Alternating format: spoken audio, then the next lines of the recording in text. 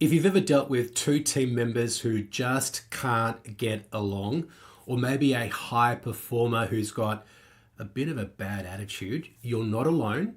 It's problems that I've dealt with talking to my private clients recently.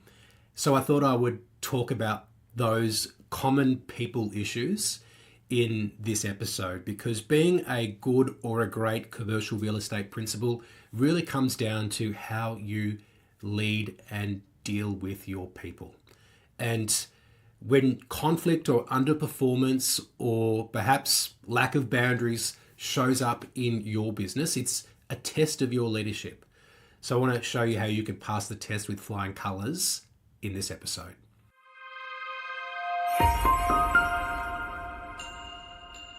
This is episode 241 of Commercial Real Estate Leadership. My name's Darren Krakowiak. I help commercial real estate principals to lead their people to better performance, to grow revenue in their business faster, and to have less stress in their lives. And one of the biggest sources of stress for commercial real estate principals is people, right? The majority of challenges that my private clients have is in relation to people. And I was speaking to somebody recently who told me that the way that they come up with content for their podcast is just to review their recent notes of what they're dealing with their clients and just to talk about how they help their clients with those common problems. And I thought, well, that is a great idea. And I had a look through my notes from August, from not last month, the month before, and I could see that there were some common people management issues that were coming up. So I thought that would be a great topic to talk about in today's episode.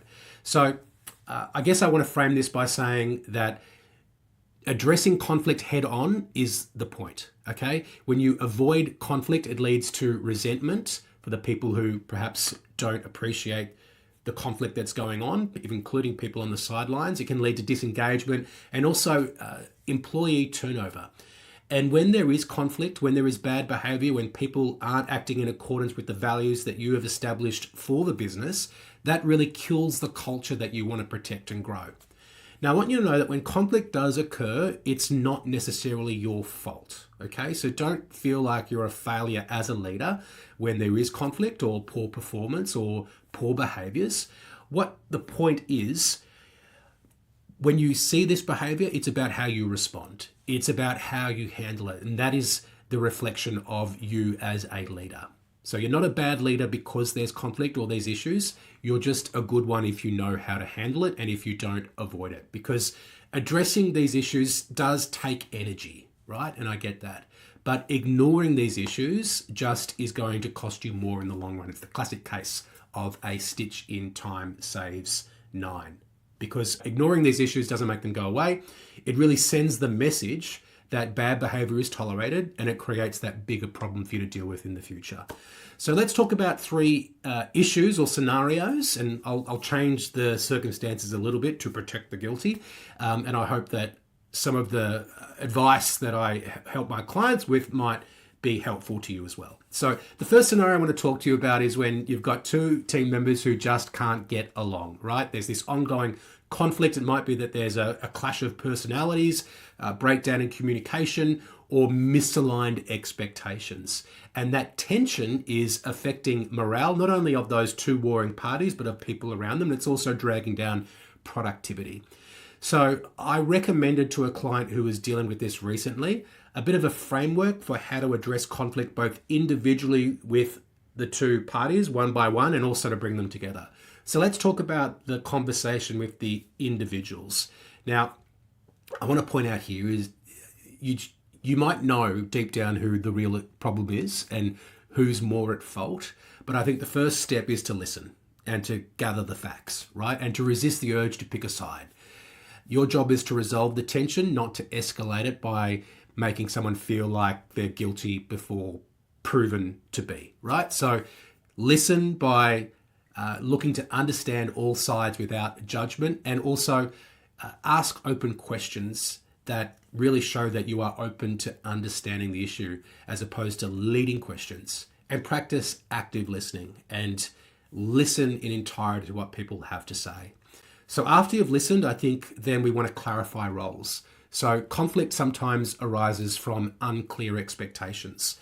So just remind people of who's responsible for what, their roles and responsibilities, the lines of, I guess, demarcation for who should be doing what. And sometimes that can provide clarity in terms of what people should be doing and what they are responsible for. Another thing to do after you've listened and clarified roles is to talk about standards. So setting standards, defining what good communication and collaboration looks like. I like the frame of optimal and suboptimal behavior. When you're behaving suboptimally, you're behaving in a way which isn't as good as you could be in that circumstance. And as much as possible, we want to be above that optimal line and being optimal rather than suboptimal. And you can also link it back to company values. And this is why having a stated set of values is important, because you can tie back the behaviors that you're looking for to reflect the values that you've set for the business. And that can be tied to the expectations that you have for the way that people act and the way that they perform in the business. So you've listened, you've clarified roles, you've set standards, and finally you've got to follow up, right? So don't assume that the problem is solved after one conversation. We've got to track progress and hold people accountable. So the key here is to be consistent and transparent. You're not expected to solve the problem immediately, but if you're very clear in your communications, I think the problem is likely to be resolved sooner.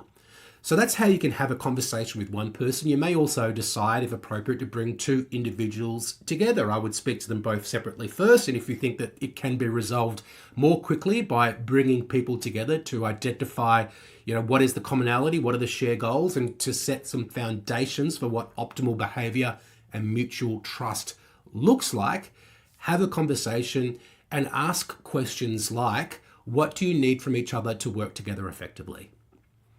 Where do you feel like you're not on the same page, and how can we close that gap? Again, often the issue isn't personal. It's unclear expectations or miscommunication. So we want to make sure people understand what you're looking for in terms of collaboration, how they communicate, when issues are escalated, and how they're expected to support each other as co-workers, right? And you remind them, we're not looking for everyone here to be best friends. Best friends, my daughter is in kindergarten, and one of the sledges that kindergarten kids use, like the nasty thing they say to each other is, "You're not my best friend," right? But in a work scenario, that's okay. We don't have to be best friends. We're here to deliver results, and what we need to do is just be respectful and professional in terms of how we communicate and behave with each other. And if you're able to resolve this conflict, you're not just fixing a problem. What you're doing is you're modeling leadership, and you're reinforcing the culture and the values for the whole team.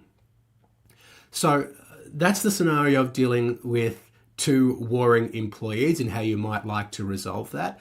The next scenario that was coming up when I was reviewing these notes was the high performer with a poor attitude. So this is when someone's delivering great results, the revenue's looking good, they're doing deals, the output's great, but they're a little bit toxic, right? In meetings, they're dismissive of others, they undermine other people, they're difficult to manage, they're not a team player. So you've got to have a conversation with this person when you see that. The first thing to do, I think, is to acknowledge their performance and let them know that they're doing all of this great stuff, but also address the behavior that you're not particularly appreciating. And, that's as simple as saying you're delivering at a high level and we value that, but the way that you show up matters as well. No one person, no deal, no amount of revenue is more important than the culture, than the values that we have as a business. And I think often high performers don't understand the impact, the external ripple effect that they have on others. So I think we've got to tell them how their behavior is impacting others, how it's threatening the culture that you've taken so long to build, and let them know that we're not going to tolerate that type of bad behavior, even from high performers, because it comes at the cost of the cohesion for the team, and it doesn't make your job enjoyable as well. And again, tie it back to your values. If you've set values in the business, whether that's like collaboration or respect or reliability, state that as a value and then say, when you do this or that, then you're not acting in accordance with our values. You can offer them support, help, set the standard that they're expected to adhere to, and also provide a timeline for them to change by and set consequences if that change doesn't occur.